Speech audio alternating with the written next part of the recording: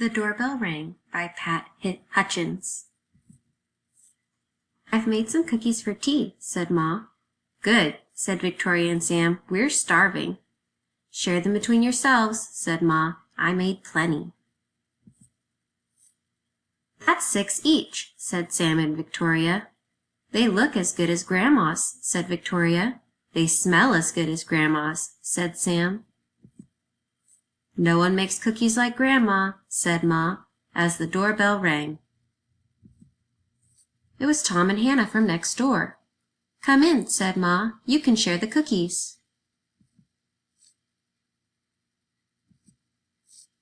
That's 3 each, said Sam and Victoria.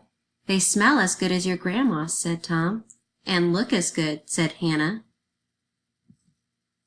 No one makes cookies like Grandma, said Ma, as the doorbell rang. It was Peter and his little brother. Come in, said Ma. You can share the cookies.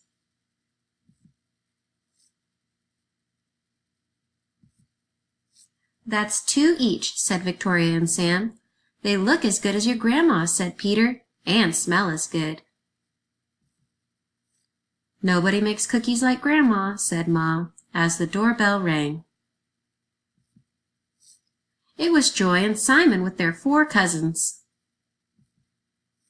Come in, said Ma. You can share the cookies. That's 1 each, said Sam and Victoria. They smell as good as your Grandma, said Joy, and look as good, said Simon. No one makes cookies like Grandma, said Ma, as the doorbell rang. And rang.